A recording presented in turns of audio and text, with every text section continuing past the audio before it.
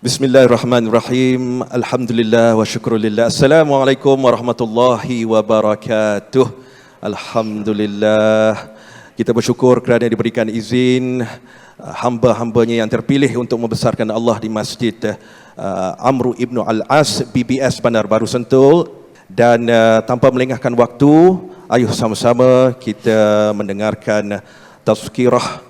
Menerusi azzikrah khas ini, kita mempersilakan Al-Fadil Ustaz Haryanto Rizal Rukman ataupun Ustaz Harry untuk menyampaikan tajuk ceramahnya ataupun tazkirahnya Isra' dan Mi'raj, satu peringatan. Ayuh, Assalamualaikum warahmatullahi wabarakatuh.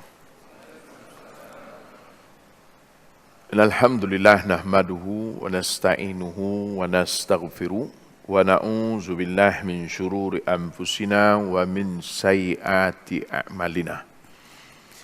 May yahdihillahu fala mudhillalah wa may yudlil fala hadiyalah. Asyhadu an la ilaha illallah wahdahu la syarikalah wa asyhadu anna sayyidana Muhammadan abduhu wa rasuluh. Qala rabbi shrah li sadri wa yassir li amri wahlul 'uqdatam min lisani yafqahu qawli. Subhanaka la ilma lana illa ma 'allamtana innaka antal alimul hakim. Wala haula wala quwwata illa billahil alil azim. Allahumma barik lana fi Rajab wa Sya'ban wa barik lana fi Ramadan. Allahumma barik lana fi Rajab wa Sya'ban wa ballighna syahra Ramadan. Allahumma sallimna li Ramadan wa sallim Ramadana lana wa tasallamhu minna mutaqabbalah. Amma ba'du. Terima kasih kepada DJ Riz dan yang berusaha merusi seluruh dan kuasa Masjid Amru Al-As ataupun Amru Ibn Al-As Sentul, Kuala Lumpur. Khususnya dihormati Tuan Imam, para asatizah, tuan-tuan, perempuan, muslimin dan muslimat yang dirahmati Allah, dan yang berusaha seluruh warga KLFM yang membawakan rakaman Al-Zikra khas pada malam ini di masjid ini. Pertamanya kita syukur kepada Allah SWT kerana kita berkesempatan lagi pada malam ini, dan sekali lagi buat sekian kalinya kita sama-sama dapat untuk mengingati peristiwa Isra' dan Mi'raj. Kalau kita lihat di Malaysia ini, sambutan memperingati peristiwa Isra' dan Mi'raj ini bukan sesuatu yang asing. Kerana saban tahun memang kita adakan ceramah-ceramah tazkirah untuk kita mengingatkan sentiasa berlakunya peristiwa Isra' dan Mi'raj. Satu perkara yang perlu kita faham ialah kenapa kita sentiasa diulang-ulangkan untuk bercerita tentang Isra' dan Mi'raj ini. Bahkan kita dari Azikra khas di KLFM ini juga kita bawakan untuk membincangkan tajuk ini. Sebab itu perlu untuk kita faham bahawa peristiwa Isra' dan Mi'raj ini adalah peristiwa yang berlaku kepada Nabi kita Muhammad sallallahu alaihi wasallam. Kerana itu apa sahaja yang berlaku ke Nabi kita Muhammad SAW sebenarnya bukan kita perlu ingat pada masa-masa tertentu sahaja, tetapi setiap masa. Sebab itulah perkara yang berkait dengan Nabi SAW yang sentiasa diulang-ulangkan ceritanya. Walaupun peristiwa itu telah berlaku 1000 tahun yang lalu, lama dulu. Dan walaupun kita telah mengetahui tentang peristiwa yang berlaku kepada Nabi SAW, oleh kerana peristiwa yang berlaku kepada Nabi SAW ini adalah sebagai suatu pengajaran untuk kita.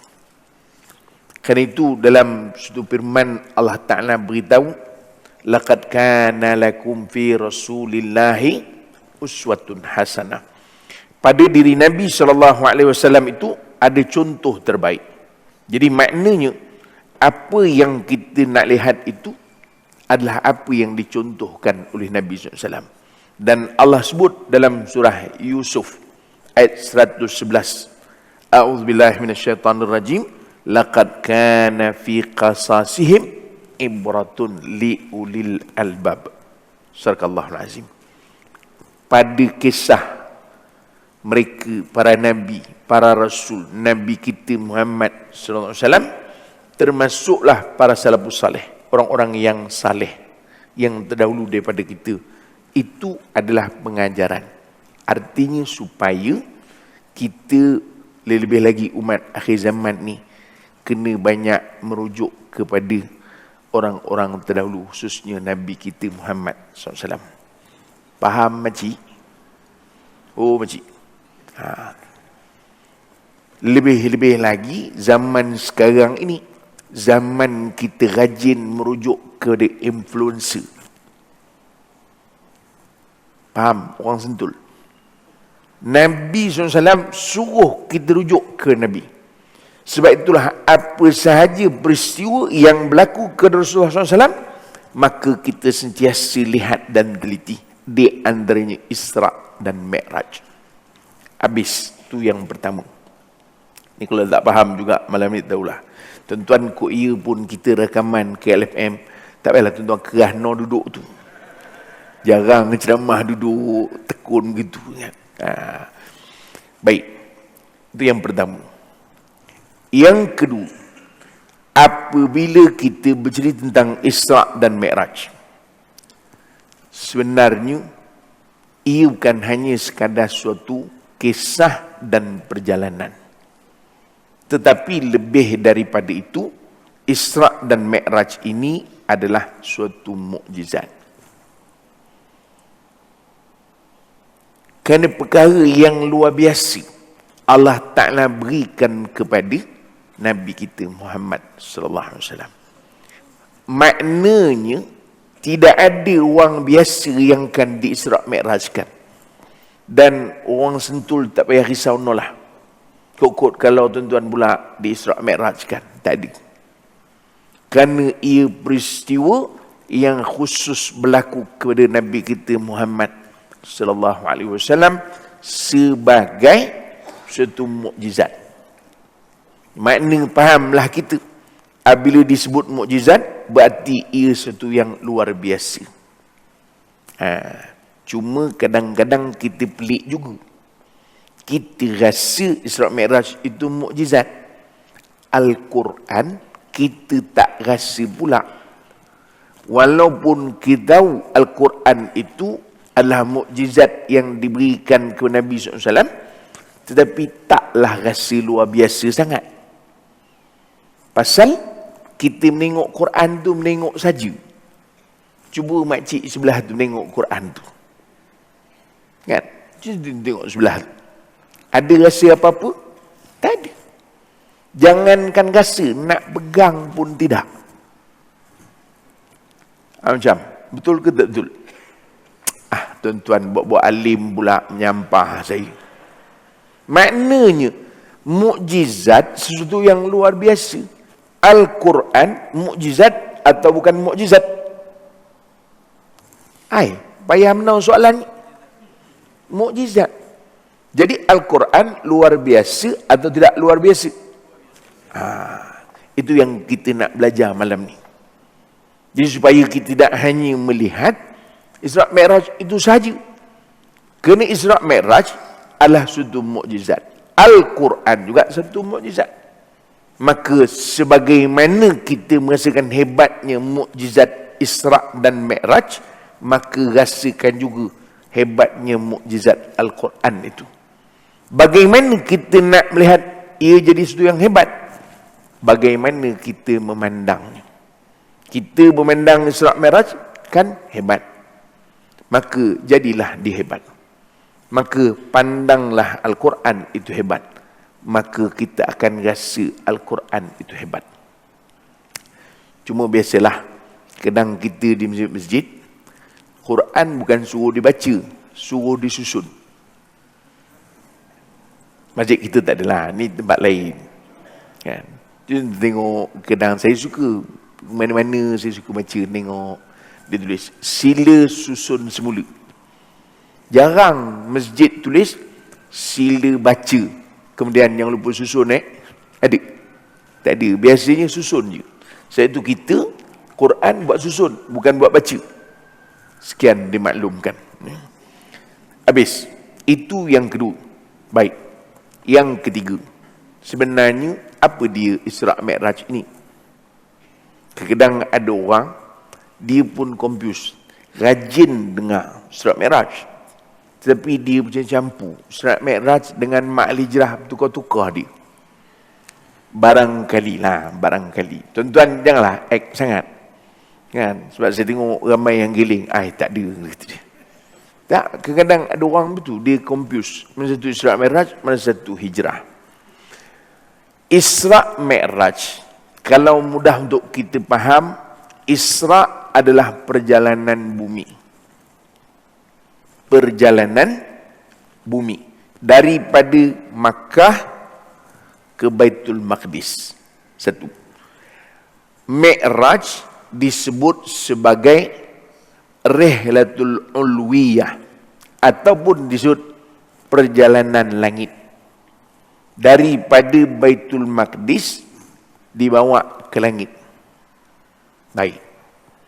Maka bila disebut Isra' Mi'raj, fahamlah kita bahawa ianya suatu perjalanan. Maka Allah Ta'ala rakam dalam Al-Quran, dalam surah Isra' ayat yang mula-mula sekali. Jadi, kadang bagus juga kita ceramah ni. Lepas ni kalau tuan-tuan baca Quran, terjumpa ayat ni, kita pun terfikir, inilah ayat Isra' Mi'raj. Walaupun memang tak sampai-sampai ayat tu. Bila nak sampai ni? Asal semayang, Qul Huwallahu Ahad. Asal rakaat kedua, Inna A'toina. Memang tak sampailah nampaknya. Tapi, barangkali bila kita berjumpa ayat ini menceritakan khusus berkaitan dengan Isra' dan Mi'raj. Allah sebutkan, A'udzubillahi minasyaitanirrajim. Subhanalladzi asra bi'abdihi laylan minal masjidil harami ilal masjidil aqsa alladzi barakna haulahu linuriyahu min ayatina innahu huwas sami'ul basir. Sadaqallahul azim. Allah menyatakan di dalam ayat ini bahawa Allah memperjalankan Nabi SAW pada waktu malam dari Masjidil Haram ke Masjidil Aqsa. Ini disebut sebagai Rihlatul Ardiyah, perjalanan bumi. Faham? Jadi maknanya, tahulah kita Isra' Mi'raj ni tak pergi tempat lain. Daripada Mekah pergi ke Baitul Maqdis. Kan itu kata Nabi SAW, la tashuddur rihali illa ila thalathatil masajid. Jangan kalian banyak pergi melainkan 3 tempat ni. Apa dia? Masjidil Haram, wa masjidi hadha, wa masjidil Aqsa. Nabi sebut Masjidil Haram, masjid ini, masjid apa? Masjid Nabawi, wa Masjidil Aqsa, yang jauh tu, Masjidil Aqsa. Nampak? Dia punya hubung kait. Peristiwa Isra' Mi'raj adalah ke Masjidil Aqsa, di antara kiblat kita orang Islam. Kalau kita tengok Nabi SAW berhijrah ke Madinah, sebelum berlaku pertukaran kiblat pada tahun kedua hijrah, umat Islam menghadap ke arah Baitul Maqdis. Sebab itu kata Nabi SAW, jangan banyak pergi. Oh makcik, tengok ni. Ini si padang besar. Tak, bukan saya yang bercakap. Nabi sebut. Jangan banyak pergi, melainkan 3 tempat ni. Masjidil Haram, Masjid Nabawi, dan Masjidil Aqsa. Tujuannya bukan suruh pergi berjalan. Artinya dengan maksud membesarkan ketiga-tiga tempat ini ataupun memuliakan, kerana dia dimuliakan oleh Allah Ta'ala. Habis, itu perjalanan bumi. Kemudian dalam ayat ini tidak disebut tentang perjalanan langit ataupun yang disebut sebagai Rihlatul Ulwiya. Tak ada. Kan itu kita kena faham. Wahai orang-orang Sentul sekalian, dengar ni. Oleh kerana kita memahami Isra' Mi'raj sebagai satu mukjizat dan peristiwa yang kita benarkan, maka kena faham, tidak mungkin kita bincangkan Isra' Mi'raj itu sempurna melainkan dengan hadis Nabi sallallahu alaihi wasallam. Makanya kalau orang menolak hadis Nabi SAW, cuba tanyakan kepada dia, macam mana dia sempurnakan Isra' Mi'raj itu. Tuan-tuan faham ke tidak? Kerana peristiwa Isra' Mi'raj ini bukan hanya semua disebut dalam Al-Quran. Sebahagiannya pada hadis yang panjang, Nabi dibawa ke langit pertama, langit kedua, sehinggalah seterusnya. Itu disebutkan di dalam hadis Rasul sallallahu alaihi wasallam. Mengajarkan kita bahawa sebagai seorang Islam, mestilah kita mengambil dua-dua sumber ini sebagai rujukan kita. Makna tak mungkin kita hanya berpegang ke satu rujukan, sebagaimana yang hari ini rajin orang mendakwa, kita hanya perlu berpegang kepada Al-Quran kerana itu adalah wahyu. Kerana faham dia bahawa dengan hanya merujuk kepada Al-Quran, dia telah memahami keseluruhan agama ni. Sedangkan kita mesti juga merujuk kepada hadis Nabi sallallahu alaihi wasallam. Habis. Itu cerita perjalanan. Dan kalau orang tanya apa dia Isra' dan Mi'raj, macam faham setakat tu. Mengaji ni nak bagi faham. Memanglah ini rakaman radio, tapi janganlah sampai tak faham. Hantam je losan, asal masuk. Mana dia masuk? Suara saya je masuk, suara tuan-tuan tak masuk pun. Makna begitu. Faham makcik? Alhamdulillah. Kalau faham, kita sambung. Tak faham, kita berhenti takat ni je lah. Yang seterusnya, yang keberapa? Tak tahulah, hantam je lah. Yang keempat, Alhamdulillah, bagus orang Sentul ni, memang mengaji betul. Yang keempat, di dalam ayat ini Allah Subhanahu wa ta'ala tidak menyebutkan pun tentang Nabi kita Muhammad SAW. Betul ke tidak? Saya ulang balik, takut tuan-tuan tak perasan. A'udzubillahi minasyaitonirrajim. Subhanalladzi asra bi'abdihi. Ada dengar perkataan Muhammad? Tak ada. Ada dengar perkataan Nabi? Tak ada. Maka kata para ulama, mengapa Allah Ta'ala menggunakan perkataan bi'abdihi? Maknanya hambanya. Maka disebutkan dalam tafsiran para ulama, kerana Allah sebenarnya pada ketika mengisrakan Nabi SAW, dengan maksud membawa Nabi SAW dalam peristiwa Isra' Mi'raj, ketika itu Allah mengangkat kedudukan Nabi sebagai kedudukan yang paling tinggi bagi manusia, iaitu kedudukan seorang hamba. Faham? Maknanya orang yang sampai pada kedudukan hamba, itulah kedudukan yang tertinggi bagi kita sebagai manusia. Tapi biasanya kita ni mengaku hamba bila sedekah RM1. Kan? Orang tanya, berapa sedekah encik? RM1. Nama-nama. Tak payah, hamba Allah je sudah. Betul. Tapi kalau sedekah RM1,000, dipanggilnya orang tu balik, encik, Tak ambil nama ke kata dia. Sedekah RM1 mengaku hamba Allah. Yang sedekah RM1,000 tak mengaku, terbalik. Patut yang sedekah RM1 tu tulis nama. Cik, tulis nama tulis nama. RM1 pun tulis nama. Malu nak mengaku hamba Allah, cik. RM1 je bagi. Patut yang bagi banyak tu, itu yang patut mengaku hamba Allah. Tapi biasalah kita. Sebab itu kedudukan hamba adalah kedudukan yang tertinggi di sisi Allah Ta'ala. Sebab itulah Nabi SAW di dalam ayat ini, di dalam peristiwa ini, kata para ulama, Allah mengangkat kedudukannya pada kedudukan yang tertinggi, iaitu kedudukan hamba. Sebab itu kita nak rasakan diri kita ni hamba tu. Hamba. Kalau sekadar kita baru rasa kita semayang, kita puasa, belum lagi rasa sebagai hamba, maknanya belum lagi. Belum lagi kita sampai ke apa yang sepatutnya kita rasa.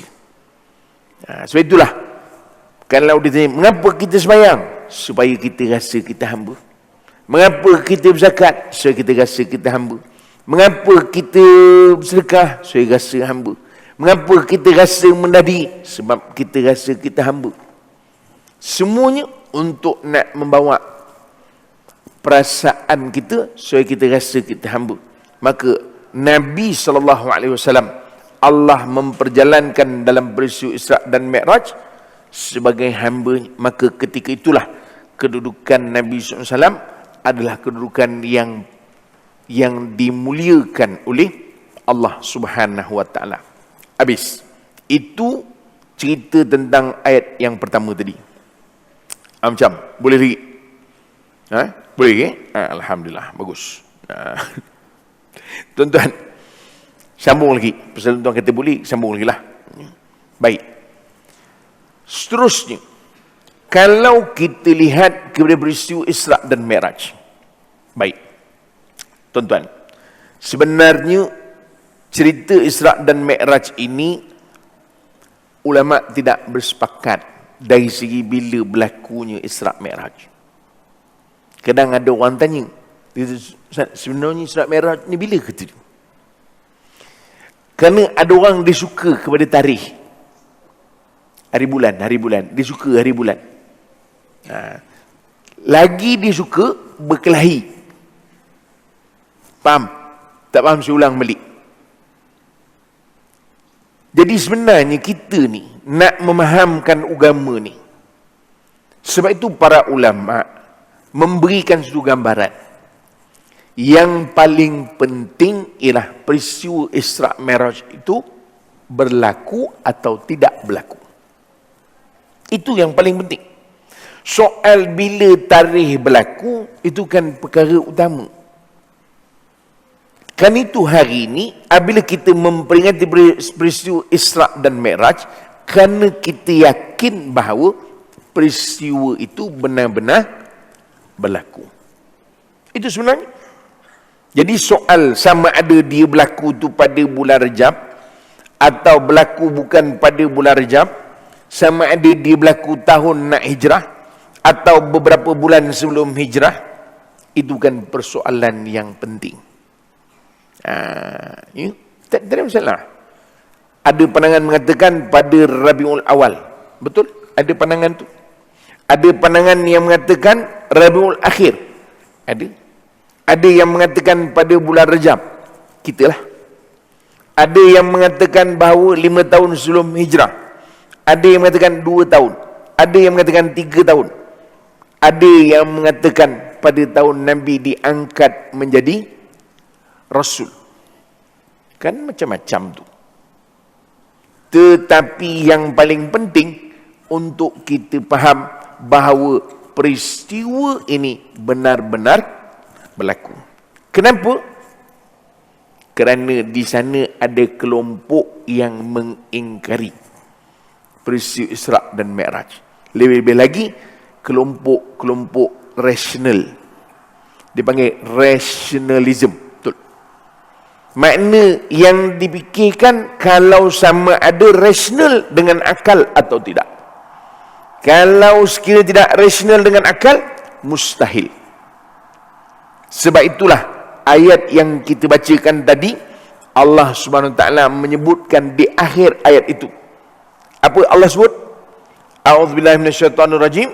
Linuriyahu min ayatina. Untuk memperlihatkan tanda-tanda kekuasaan kami. Maknanya apa? Artinya peristiwa ini walaupun dia tidak selari dengan pemikiran akal manusia, tetapi Allah boleh untuk melakukannya. Sebab itu peristiwa Nabi SAW pergi ke Baitul Maqdis, tuan-tuan, zaman itu nak ke Baitul Maqdis 30 hari perjalanan. Tu pergi saja. Kemudian apabila balik 30 hari. Tiba-tiba Nabi sebelum subuh dah ada di Mekah. Orang-orang Quraisy bertanya ke Nabi SAW, dan pagi ini engkau berada di Mekah? Kata Nabi SAW, iya. Kan itulah tuan-tuan, peristiwa Isra Mi'raj ini dibawa kepada Sayyidina Abu Bakar As-Siddiq radhiyallahu anhu, dan ditanyakan kepada Sayyidina Abu Bakar, bagaimana pandanganmu tentang sahabatmu Muhammad yang beritahu semalam ia ke Baitul Maqdis dan pagi ni ia berada di Mekah? Apa kata dia? Sebab itu kata Sayyidina Abu Bakar, dia kata, inni la usaddiquhu fima huwa ab'adu min dhalik. Aku kalau soal Nabi Muhammad lebih jauh daripada itu pun aku percaya. Usaddiquhu bi khabaris samai fi ghuduhi au rauhihi. Maknanya kata Sayyidina Abu Bakar, kalau Nabi SAW ni lah kata benda yang kau sebut ni pasal Muhammad, aku percaya. Bukan saja soal dia ke Baitul Maqdis, kalau dia naik ke langit balik hari pun aku percaya. Macam orang Sentul. Faham makcik? Oh makcik, faham. Tabung lalu tak masuk pun. Sebab itu Sayyidina Abu Bakar dinamakan As-Siddiq. Artinya membenarkan Nabi SAW. Walaupun peristiwa itu menyebabkan ramai orang yang murtad. Peristiwa itu ditertawakan oleh orang-orang musyrikin. Tetapi Sayyidina Abu Bakar memperlihatkan kehebatan keyakinannya kepada Nabi SAW. Ini yang kita nak zaman ini.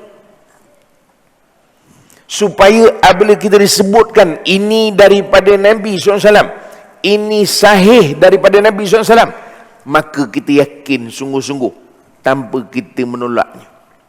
Kerana zaman ini zaman kita risau. Orang berani mempertikaikan. Dia kata, kan Muhammad pun orang juga, kata dia. Bawa tenang. Ingat Muhammad belakang blok kau ke? Ini kan Allah Ta'ala sebut, wa ma yantiqu 'anil hawa in huwa illa wahyu yuha. Yang disebut oleh Nabi SAW, Nabi adalah bercakap mengikut hawa nafsu. Nabi tidak bercakap mengikut hawa nafsu, dan dia adalah wahyu daripada Allah Ta'ala.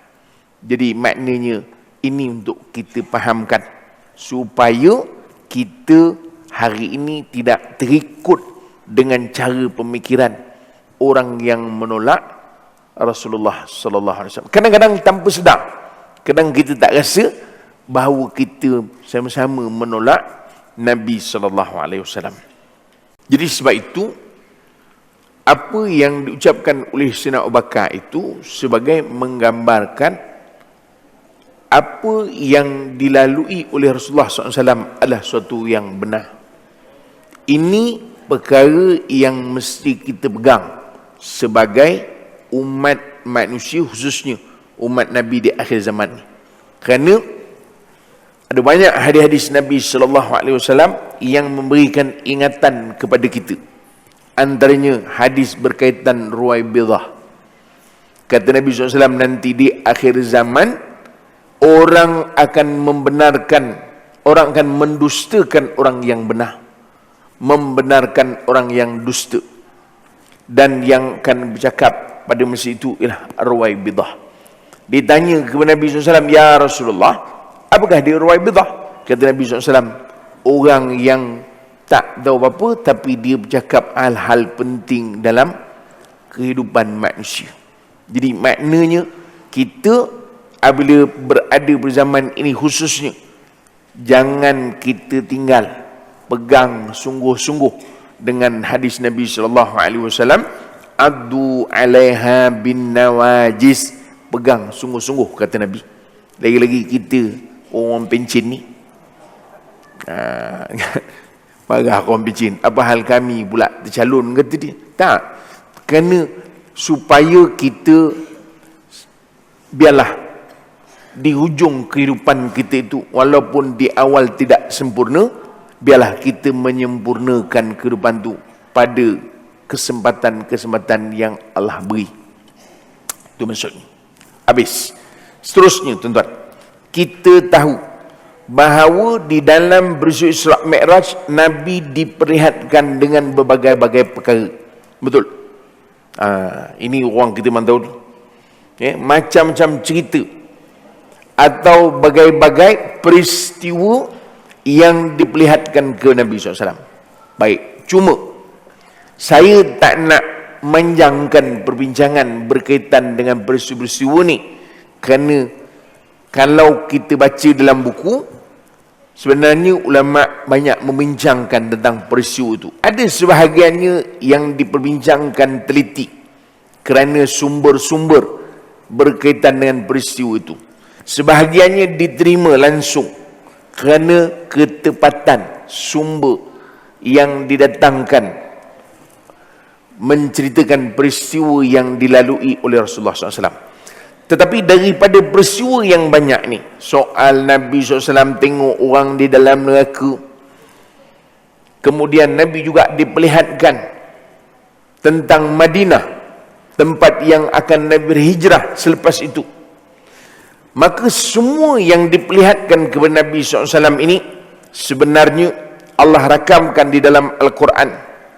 Ya, misalnya dalam surah Al-Isra ayat 60, A'udzu billahi minasyaitonir rajim, wa ma ja'alna ar-ru'ya allati araynaka illa fitnatan linnas. Surahallahul azim. Allah beritahu, dan tiadalah kami jadikan pandanganmu pada malam Mi'raj itu yang kami perlihatkan kepadamu, melainkan sebagai satu ujian kepada manusia. Maknanya kita lah, bagaimana? Percaya ke tak percaya? Diceritakan tentang bagaimana keadaan orang yang mengumpat. Macam memanglah percaya, tapi mengumpat juga. Itu masalah. Bukan mengumpat, ini nak cerita yang betul, kata dia. Pandai. Sebab itu makcik, makcik, kata Nabi SAW, kerana benarlah itu dipanggil agtabtah, engkau mengumpat. Kalau ianya tak benar, faqad bahattah, engkau dah memfitnah. Sebab itu kadang-kadang kita ni pelik. Orang-orang zaman Nabi SAW, mereka tak percaya ke di Isra Mi'raj, sampai ada yang murtad. Zaman kita tak rajin duduk mengaji, ceramah Isra Mi'raj datang kita. Baguslah tu, itu bagus, maknanya bagus, itu tak ada isu. Tapi kan pelik, benda yang orang jadi tolak suatu ketika dulu, tapi kita hari ini terima. Tetapi lagi pelik, yang kita terima kita tak pakai. Sedangkan di antara yang diperlihatkan kepada Nabi SAW ialah orang-orang yang mengumpat pada masa itu. bagaimana diseksa dalam neraka. Tapi kita mengumpat juga. Kan? Nulis dalam media sosial. Mengumpatlah tu. Mengumpat bukan bercakap saja. Kita menulis pun mengumpat. Jadi maknanya tuan-tuan, kita nak fahamkan ini. Supaya mudah-mudahan apa yang diperlihatkan kepada Nabi SAW itu benar-benar menjadi toladan untuk kita. Bukan itu saja, banyak. Walaupun peristiwa Nabi melihat wanita tua kan, digambarkan itu sebagai usia dunia. Tapi peristiwa itu dibincang para ulama dari sudut ilmu hadis. Saya tak bincang. Tajuk kita bukan itu malam ni. Tetapi ada hadis yang lain Nabi SAW sebut, bu'istu ana wasa'atu kahataini. Aku diutuskan dan kiamat begini. Oh makcik, kata Nabi SAW, peranjat makcik itu. Kata Nabi SAW, aku diutuskan dan kiamat begini. Fa asyara ila sababati wal wusta. Nabi beri syarat 2 jari. Tuan-tuan, rapat ke jauh ni? Nabi kata jari tengah, jari telunjuk, jari tengah. Terbalik, jari tengah, jari telunjuk. Nabi beri isyarat begini. Kalau Nabi kata aku diutuskan dan kiamat begini, itu jauh sikit lah. Tapi ni bukan, bawa tenang. Makna Nabi nak tunjuk dekat dengan kiamat, benda lagi tak faham lagi. Ini 1400 tahun dulu. Tapi kita masih lagi reta wang pun kita lanyak. Hak orang pun kita abaikan. Kita di Gelumpur ni hidup berjiran. Bukan berjiran lagi, berkongsi dinding. Oh kak, kan? Kongsi dinding. Dirobohkan dinding dia, masuk rumah kita, nyemet. Bukan berkongsi dinding saja, laluan pun berkongsi, koridor. Dirobohkannya koridor depan rumah dia, tak lalu kita. Sebab itu tuan-tuan, ada orang kadang-kadang dia tidak menghormati jiran. Dia ingat nak duduk lama kat dunia ni. Dia tahu bukan soal dia je, dunia ni pun nak kiamat lah. Nabi sebut, aku diutuskan dan kiamat begini. Nampak? Sebab itu bawa-bawa tenang. Maka tengok balik. Sebab itu kata Nabi, kata Allah Ta'ala, yang kami perlihatkan adalah sebagai, dia panggil apa? Fitnah, ujian kepada manusia. Dan terakhir tuan-tuan, pasal dah disuruh rap, saya nak beritahu, selain daripada peristiwa itu ada yang dibincangkan dari segi sumbernya, ada yang dipersetujui. Saya dah sebut tadi, saya tak nak bincang.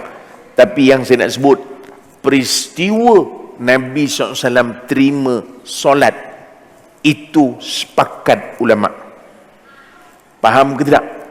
Saya ulang balik, takut-takut tuan-tuan orang Sentul dengar, yang dalam radio tak dengar. Yang orang sibuk peristiwa Isra Mi'raj, peristiwa orang kena cakap muka, bibit macam-macam, betul tak? Tetapi orang tak fikir bahawa peristiwa Nabi SAW terima solat, itu sepakat ulama. Dalam hadis sebut, hadis riwayat Imam Bukhari, "Tsumma furidat alayya as-salawata khamsina salatan." Kemudian pada malam itu aku dipardukan dengan 50 solat atau 50 waktu. Sehinggalah ringkasnya dijadikan 5 waktu. Sebagai kesimpulan, sian penerbit tuan-tuan, pusing-pusing seseorang situ. Sebagai kesimpulan, saya nak beritahu, antara intipati terpenting dalam peristiwa Isra Mi'raj adalah keparduan solat. Jangan kita hanya teruja mendengar peristiwa Isra Mi'raj, tetapi kita tidak teruja pun tentang keparduan solat yang diberikan kepada Nabi SAW sebagaimana yang disebut oleh Rasulullah SAW. Mudah-mudahan doa yang dibaca imam tadi. Rabbi ja'alna muqiminas salah wa min dzurriyyatina rabbana wa taqabbal doa. Ya Allah, jadikanlah kami orang yang mendirikan solat dan begitu juga zuriat-zuriat kami. Ya Allah, terimalah permintaan kami. Mudah-mudahan tuan-tuan, Isra Mi'raj ini suatu ingatan kepada kita yang utama tentang bagaimana solat dipardukan. Orang yang solat banyak tinggal, qada. Jangan memain banyak. Faham makcik? Oh makcik, kita ni solat banyak tinggal, qada lah. Borak sikit. Yang tak tinggal solat, boraklah banyak-banyak. Panjang borak, tak ada nak qada solat, kata dia. Yang tak ada berborak, cepat menor balik, solat banyak nak qada lah, kata dia. Tu maknanya sempurnakan. Mudah-mudahan tuan-tuan, sekadar tu dulu untuk malam ni. Jadilah buah yang ujung tu, kalau tuan-tuan daripada mula sampai ke sudah tak ingat-ingat, yang ujung tu tuan-tuan ingat pun alhamdulillah. Kalau yang ujung pun tak ingat, jadilah tuan-tuan ingat yang mula-mula tadi. Kalau tak ingat juga, lantak tuan-tuan lah. Sekadar tu dulu. Terima kasih sekali lagi kepada pihak masjid. Terima kasih juga kepada pihak Az-Zikra Khas KLFM. Jangan lupa dengar semula di radio nanti. Tapi suara tuan-tuan tak masuk lah, suara saya je yang masuk. Wallahu alam. Aqulu qouli hadza, astaghfirullahal azim li wa lakum. Assalamualaikum warahmatullahi wabarakatuh.